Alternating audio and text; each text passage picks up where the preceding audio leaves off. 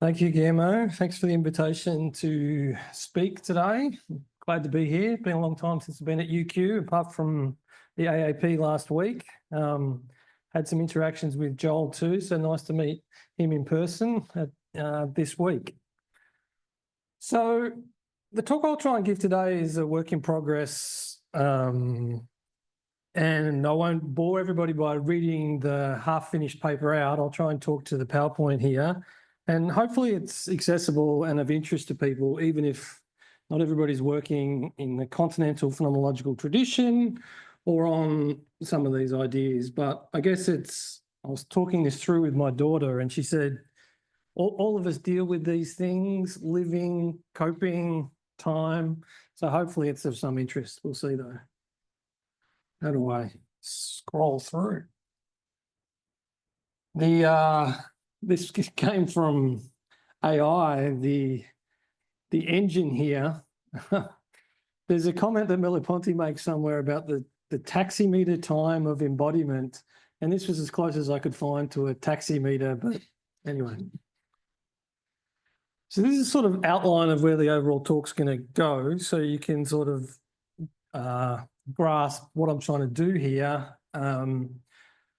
Basically, I want to think a little bit about time biases, which, at least on many characterizations, are fairly endemic for all of us. So we all have certain time biases, which I'll come to explain.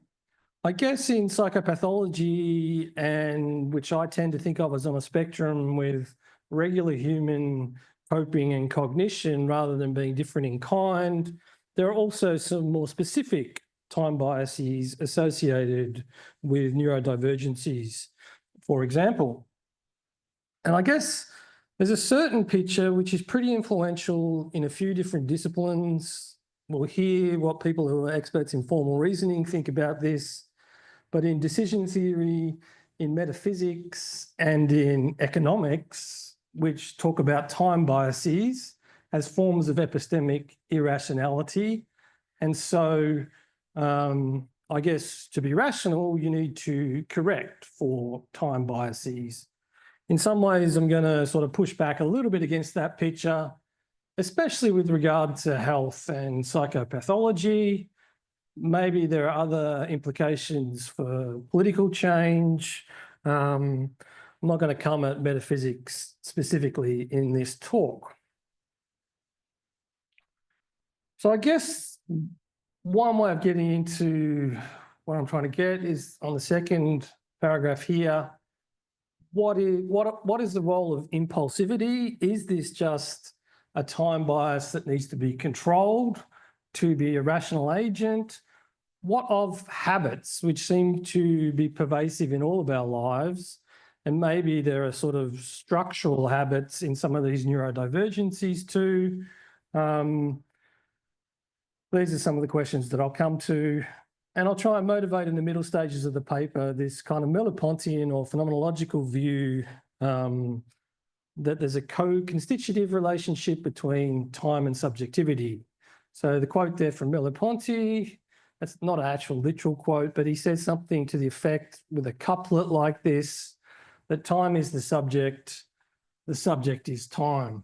I think he specifically says we must understand time as the subject as time.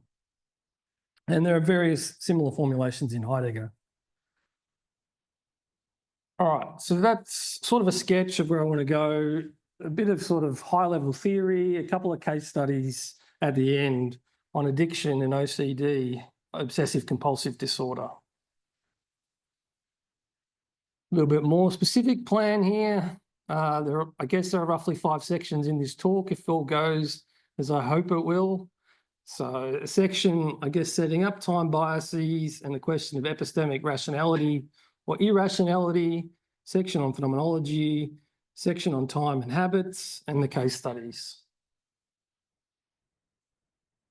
So time biases, let's start with that. I guess probably not the first, but one of the most well-known accounts of time biases comes from Derek Parfit's work in his book, Reasons and Persons.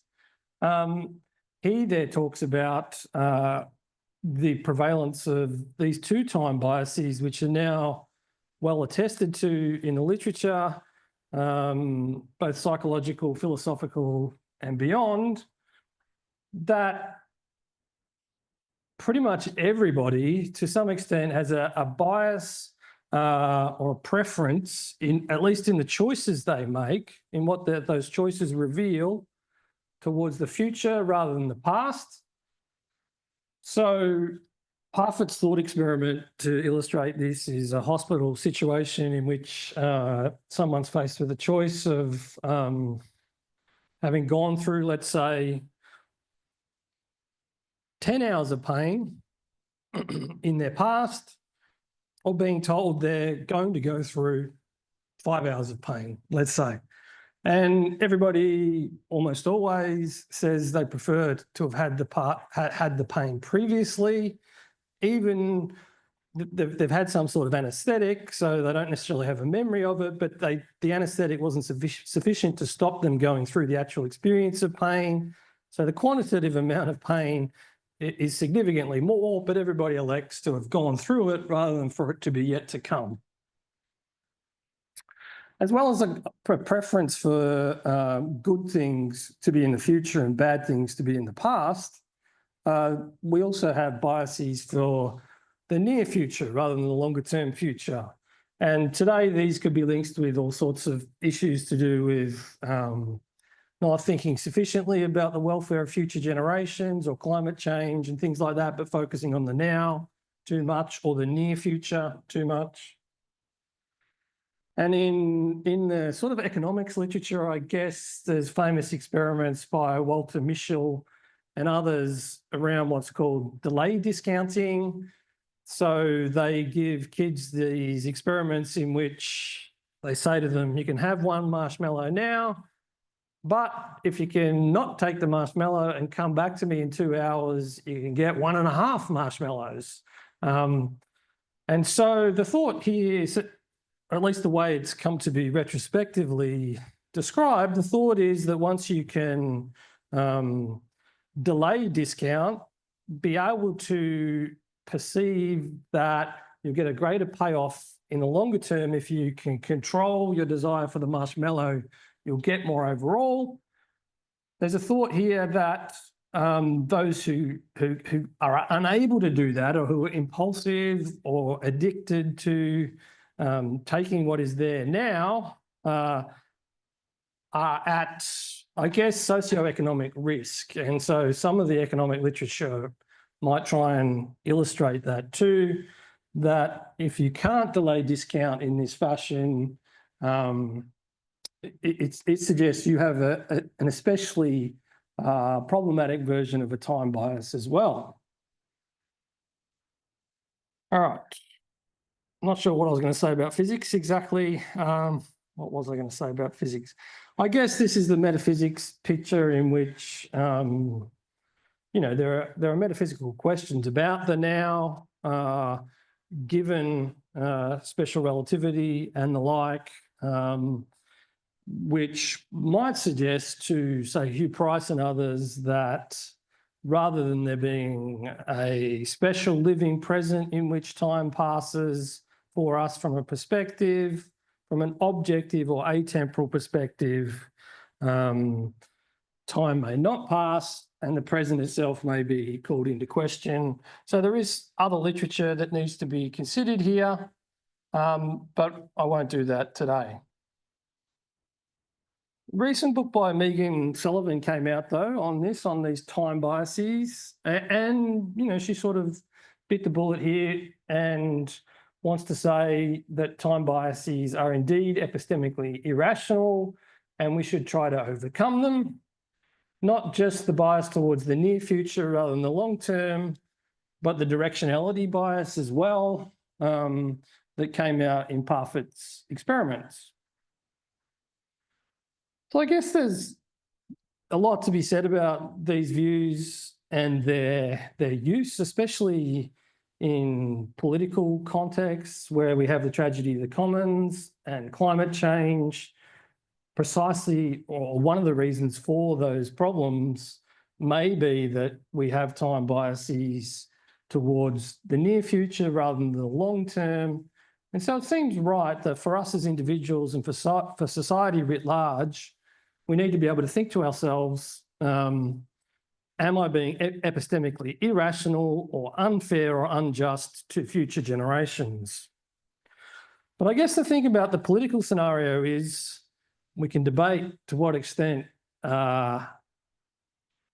we've made or we've started to make sufficient steps to address these problems of the Anthropocene and climate change and the like, but they do seem to require political intervention at a governmental level and not just sort of individuals coming to recognise that their goals for their children, say, to be able to enjoy the environment and the like, and the conditions that come with that, they ought to behave normatively in ways that minimise the impact on the climate. So some of that happens. We can take this view sort of from outside ourselves, but I guess where I'm trying to go is to think about if time is the subject and the subject is time, as Merleau-Ponty suggests, then this kind of view from no-when, which criticises temporal biases, if our subjectivity is constituted by temporality and habits and temporal biases, what other ways are there for motivating change at a mainly psychogenetic level rather than political? Just one quick slide here on Daniel Kahneman's well-known work. So I think he won the Nobel Prize for something. I'm not sure what. Does anybody know? No? So in his, I've just looked at his sort of popular book, which has a couple of the papers that he became famous for in it. It's called Thinking Fast and Slow. Discusses all sorts of biases that we're prone to, but a lot of them, or the majority of them, seem to have temporal dimensions. Kahneman doesn't draw attention to this, but I will now. So he talks about the way in which loss aversion is a key motivator rather than gain. So one way of thinking about this, I guess everybody, or most of us here will be paying tax. We pay it every couple of weeks in our pay without noticing. But if the government came to us at the end of the year and just said, I want a lump sum of this much money, it would be much more difficult for us to do. If we actually had to take the money out of our account and transfer it to the government, there'd be a lot more people who weren't paying their tax, likely. So for students, I guess HECS and the like is a similar example. And I guess it reaffirms the point about the bias towards the near future too, rather than the longer term future. So optimism is a bias that we have too, which is temporal. He also talks quite a lot about the planning fallacy, and maybe everybody here as an academic has been vulnerable to the planning fallacy or your PhDs. We're going to get it done in this much time, but it doesn't work out that way. I've prided myself on not having had this happen to me much, but I do have a book that I'm working on, which is 6 months overdue. So I'm vulnerable to the planning fallacy too, in which I've underestimated the amount of time something will take. Might be related to optimism bias as well. There's maybe another point here about abductive reasoning. I think this is perhaps my point more. I think perhaps it is in Kahneman, I've forgotten. But abductive reasoning gives a kind of, tends to create a narrativity of causal order, and we forget about the role of chance or fortune. So, I mean, you think of a CEO or the Vice Chancellor of my or your university, we tend, at least sometimes if we're not in a critical mindset, to think that Steve Jobs or our Vice Chancellors got where they got through particular accomplishments that they did.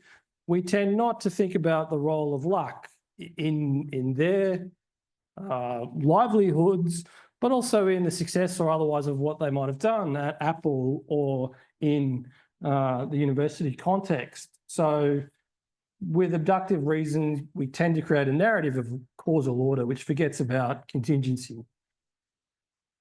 I guess I'll just mention the last couple of biases here. We have a recency bias. So this, things that we've seen recently on TV will occur to us more than things that we haven't seen recently. And also the sunk cost fallacy, which we've seen in universities as well. Sometimes there are things that are almost too big to fail because the universities have put millions of dollars into them and we can't, it's too big to pull out. So it has inertia in its favour. Yes, please. Kahneman got the economic prize the Nobel Prize for Economics in 2002. Thank you. The Nobel Prize for Economics, yes. And I'm trying to remember, he wasn't specifically an economist. I guess he was a kind of psychologist, social scientist with... Yeah, that's right. All right. So why did I want to briefly talk about Kahneman here? One of the things that he says, which is of interest, is even professors in stats or decision theory are vulnerable to all of these same biases too. So having knowledge of these biases isn't sufficient to ameliorate them in day-to-day life, or when Daniel Kahneman gets together with his colleagues and says, we're going to do this great project, he's still prone to the planning fallacy, amongst others. What Kahneman does say, though, is that although individuals will still be vulnerable to these biases, there are different individuals have different biases and different temporal dispositions. So if you get enough people together, there may be a way of mitigating or ameliorating biases as groups. That's one of his thoughts, at least. Okay. So I'm going to change tune quite a bit here, talk a little bit about phenomenology. I'm not sure how familiar this will be. I think there are a few talks on phenomenology I went to from the PhD students here at UQ. So some of this will be familiar to you.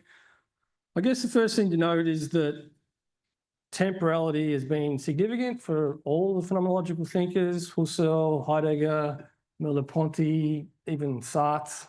To some extent, people will often distinguish between explicit and implicit temporality, and maybe the best example of implicit temporality is Husserl's example of listening to a melody. Even on first listening, according to Husserl, we experience the melody as having some kind of structure and going in a certain direction, even if all of the notes aren't anticipated completely. And his explanation for this is to say that rather than consciousness being comprised of a series of isolated or concatenated now moments, rather we protend the future and retain aspects of the immediate past. So the temporal now has some sort of span. How long the span is I guess up for debate. Maybe one of the things that I'm saying, or will hopefully say time permitting, is that if there's a taximeter time of embodied subjectivity, then there's the possibility of that now expanding, contracting, as with the taximeter, which can charge you more or less, depending on if it's moving or not, in Merleau-Ponty's example.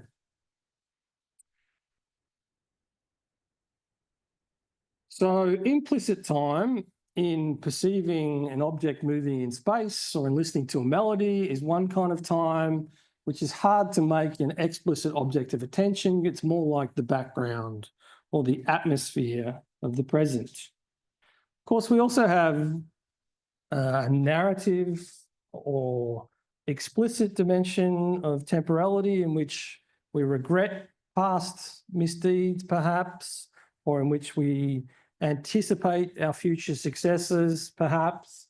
And so there are more deliberate and reflective orientations we have towards time in narrativity as well.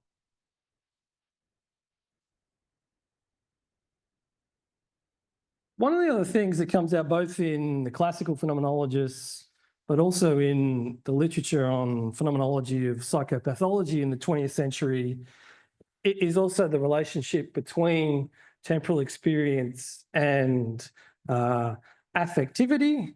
So there's work on boredom in Heidegger and some of the subsequent phenomenological psychologists or psychiatrists who talk about the way in which there are particular temporal patterns of boredom, often involving a slowing of time. So you might be experiencing it now if this is not of interest.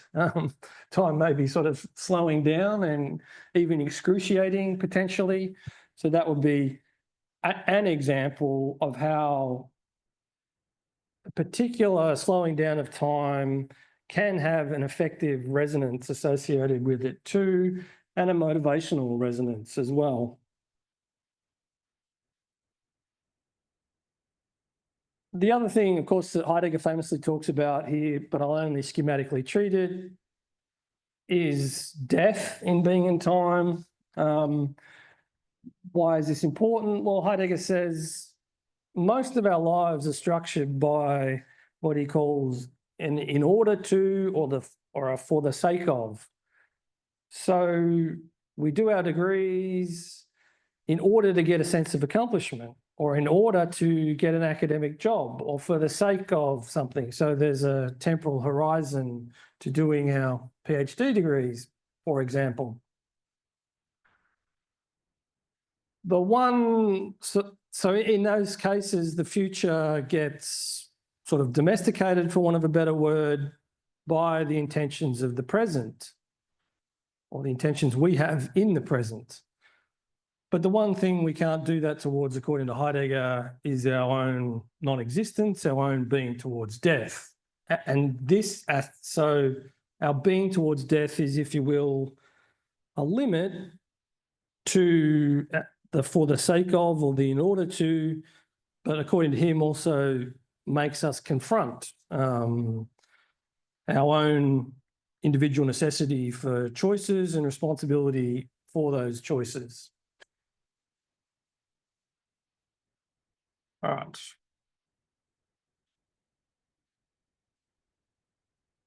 I guess I'll just say one more quick point here about the idea of a temporal faith. So in Merleau-Ponty's work, there's his last book, The Visible and the Invisible. He talks about what he calls a perceptual faith. But I'm suggesting here that there's maybe a temporal dimension to it as well, which is that, I think, is it Bertrand Russell who has some of these thought experiments about the world changing in 5 seconds? I guess the idea of the temporal faith is that we have a faith in objects persisting over time, rather than the lecture theatre suddenly not being present or here for us. So we have a faith that can't simply be proven, of some sort of continuity between the now and the near-term future, let's say. There are a whole heap of reasons why this faith might be attenuated, however, will come easier for some people than for others, whether due to biology or social environment. There's quite a lot of work on the experience of lived time under conditions of racialization. So people will talk about a sense of being too late, being characteristic of racialized experiences of the social world. And you might try and explicate that. I can't do it justice to here, but by suggesting that the weight of past stereotypes is sort of over-determining feedback from other people, and hence one's sense of oneself in those situations, if subject to sustained oppression. You can see my colleague Helen No or Alia El-Sajji on this. All right, Heidegger and Merleau-Ponty then. So I think in the title, or at least in the abstract, I suggested I'd talk a little bit about a co-constitutive relationship between time and subjectivity. The first and third quotes here, one from Heidegger's Basic Problems of Phenomenology, one from Merleau-Ponty in Phenomenology of Perception, seem to suggest what I'm calling a co-constitutive relation. So it's not like you have one that causes the other, or you even have one that's the transcendental ground of the other. They seem to be co-constitutive in these two formulations, and that's why you have the kind of couplets there, because it doesn't just seem to be a simple identity statement either, otherwise you wouldn't need the couplet. So Dasein is time, time is Dasein. Well, we must understand time as the subject and the subject as time. Sometimes they say other things which are a little bit different about the relationship with time being beneath the subject in the bottom formulation of Merleau-Ponty, and with Heidegger's suggestion that Dasein is determined essentially by temporality. These suggest a more transcendental construal. Okay, running out of time, so I'll press on. Habits. Why am I interested in habits? I guess it's Merleau-Ponty more than Heidegger who talks quite a lot about habits. So Heidegger does have some related ideas in Being in Time when he talks about the ready-to-hand relationship we might have with objects, that we're an expert in utilising the hammer. So Heidegger famously says something to the effect that the more we use the hammer, rather than just stare at it abstractly, the more we're understanding the hammer for what it is, as an instrument, as a tool, and it reveals what he calls a ready-to-hand mode of relating to objects rather than a present at-hand mode. So this has some relationship to habits. I guess in the example I mentioned earlier from Husserl, you can see the way in which Husserl conceives of the living present as a contraction or a retention of the past and a protension or anticipation of the future as involving a synthesis of time already. So you could see the living present as, if you like, an habit or a grounding habit of some sort, perhaps. But obviously it brings in a social environment too. And so feedback from that environment will play a role in our embodied sense of ourselves in that world. And there's a whole heap of books these days that are trying to explore the significance of habits for, well, you could self-improvement or for particular conditions as well. So there's an old one, 7 Habits of Highly Successful People. There's a new one, James Clear's book. I think it made him like a millionaire so many times over, we'd struggle to count. His book, Atomic Habits. And so habits are becoming part of the zeitgeist again. And I guess what those books are saying, they're affirming the agency that we have with regard to our own habits. So we might have techniques like habit stacking. They talk about, they don't talk as much about, I guess, the passive dimensions of habits, however, the way in which we are also constituted by our social, cultural environment. And habits need to be thought of as both passive and active, I think.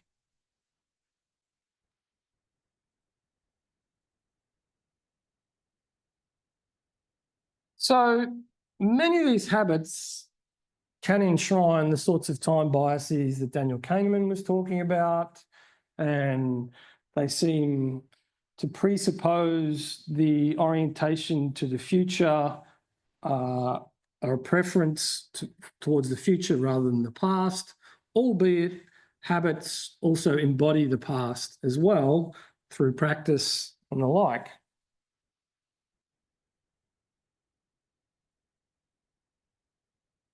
All right, I'll move on to the sort of last stage of the paper now, which is to try and think a little bit about neurodivergence and temporality, and then come to addiction and OCD.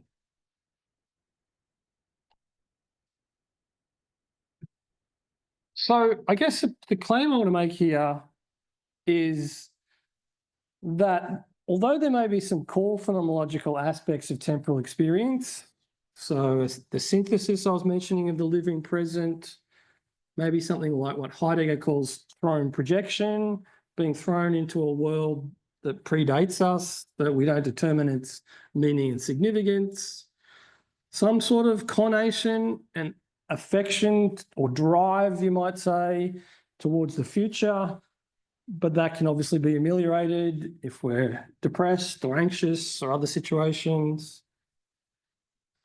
But these core phenomenological aspects of temporal experience nonetheless do vary a lot.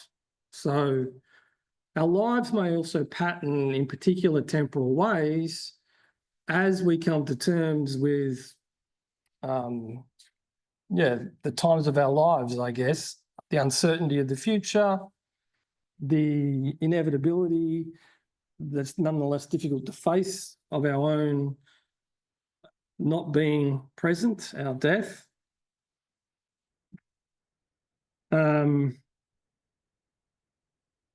Yeah, I think that's that from that point.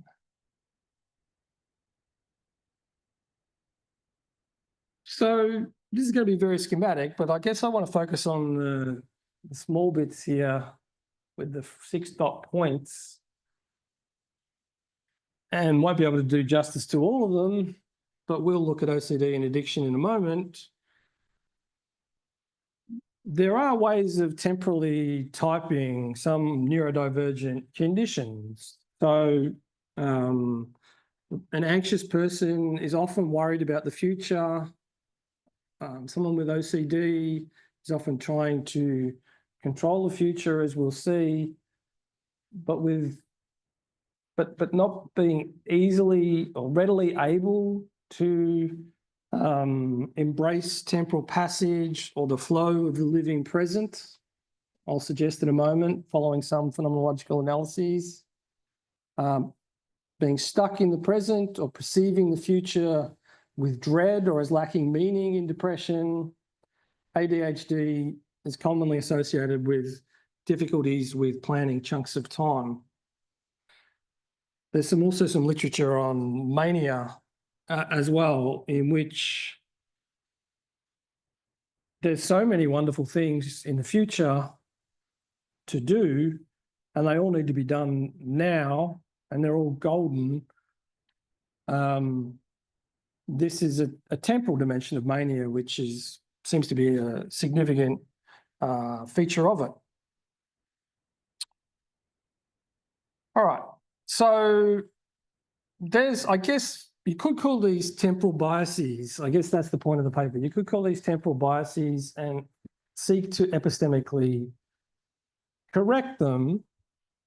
But my suggestion is, if they're stemming from these deeper existential predicaments that I've been getting at, some of which in the above, and if they're temporal habits at a pre-reflective level, then the critique of these things as irrationalities may not be psychopathologically as therapeutic or beneficial as some other approaches which involve habit shifting, including exposure response and prevention therapy, which I'll talk about a bit in a minute.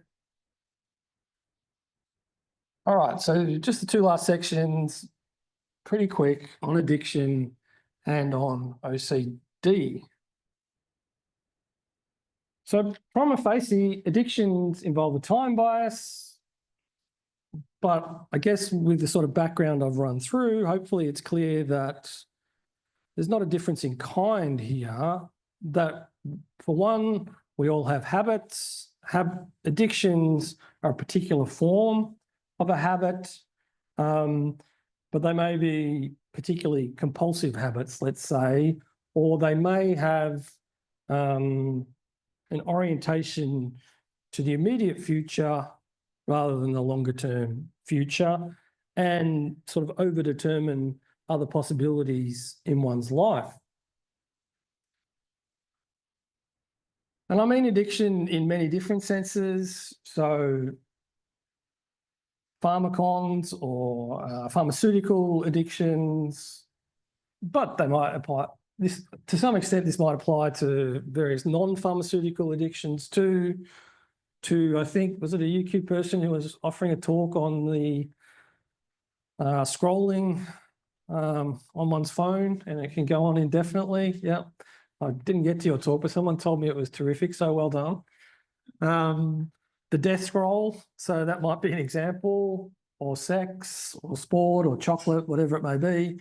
Even an addiction to work. Joel apparently attends a lot of these, and Guillermo was up very late last night doing his work. So we may be addicted to work as well.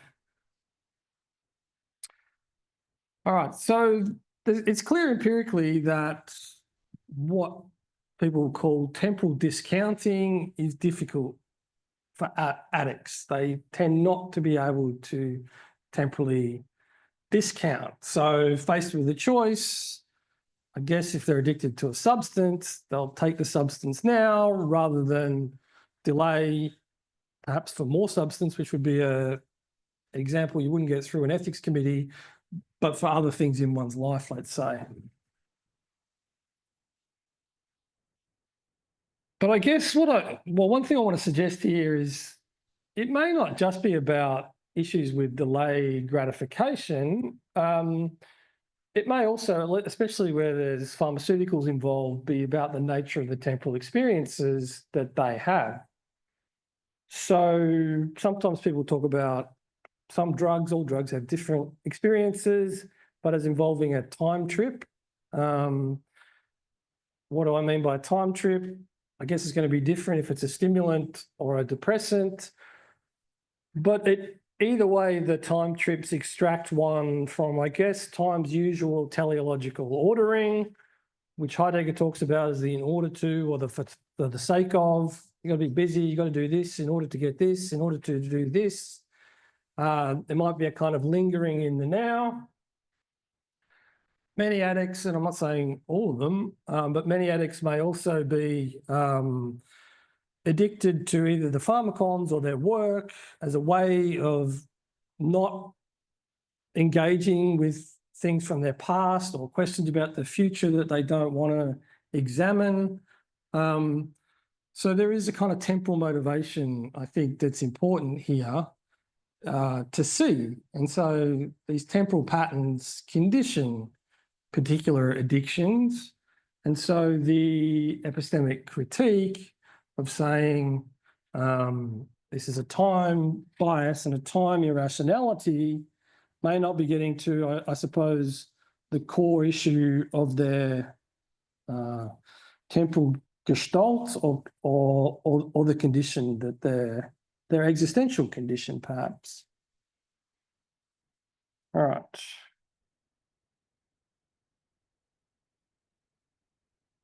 I'll leave addiction there. We can come back to it in question time. Just say a few things about OCD. So this is mainly drawing on Thomas Fuchs' work on the phenomenology of OCD, but I've talked to other people, have a little bit of familial experience with people with OCD too. So I guess if the phenomenology of addiction can be at least partly characterized as trying to extract or to change one's temporal experience, perhaps because of guilt about the past or anxiety about the future, but maybe also just because there's something about the immersive experience of working really hard at philosophy and sort of forgetting about everything else, which is intrinsically rewarding. There's a immersion in the living present, or a lingering in the living present in addiction, people sometimes suggest. In obsessive compulsive disorder, I think it's well characterised, as Fuchs does here, as involving an inhibition or holding up of lived time, which instead of continually flowing, is made into an explicit sequencing or a stuttering, he describes it as, I guess, his metaphor. A few other quotes from Fuchs I'll run through just to give you a glimpse if you're not familiar with OCD. It involves a characteristic feeling of incompleteness or perfection, a tormenting sense that one's actions or experiences are not quite right and therefore have to be repeated. One can feel desperately stuck in a repetitive present, but not one with a temporal faith or a flow, and it leaves the patient no exit to an open future. And I guess this last quote is of interest too, because Fuchs, I'm not sure, he's a psychiatrist in a hospital in Germany, and so had a lot of experience. I don't know if there's a kind of statistical study to bear out this observation, but he says it involves an overall attempt to inhibit the passage of time as the power of change, trying to preserve a pristine state of their belongings, their body, or their environment in order to freeze time, as it were, for letting go would seem to surrender them to the unfathomable perils of life and death. So in OCD treatment, in, I guess, traditional cognitive behavioural therapy, a lot of the focus is about examining the mistaken judgments that these individuals are making, epistemic mistakes that they're making. But there's a difficulty here, since many people with OCD are aware of the anomalous nature of their experiences, so it's not hidden from them. But there's also an epistemic question here. So if you think about, I guess, some of the cliched versions of OCD in which people are repetitively cleaning or repetitively checking, in all of these cases, there may be some sort of awareness that what they're doing is different from other people. But there's a question here about when is enough checking enough? This isn't sort of epistemically or logically given. If you've got a family, let's say, and you're worried about your family having a problem with an explosion caused by leaking gas, and you keep checking that, it's not like there's a point where you get the tick, you've checked enough, and so when one's fulfilled one's epistemic duty may indeed be unclear. In other cases of OCD, they also seem to take quite seriously some of the biases that we have. So one example might be a fear that I am a murderer, let's say. Or either I am or will become a murderer. So someone with OCD might be repetitively thinking about this thought and come up with compulsions to distract or deal with that thought. But the thought itself is also framed by the fact that, you know, our own judgments about ourselves are prone to bias. So, sure, I don't want to be a murderer, but can I just rest content with not wanting to be a murderer? Is that sufficient? Is that going to stop me being a murderer? Well, I need to look at my own motives and check. And there can become a recurring cycle in this way of self-doubt. So it's not so much a lack of epistemic reasoning going on here. They may be attentive to epistemic biases and overthinking. So I'll wind up in a minute, Guillermo.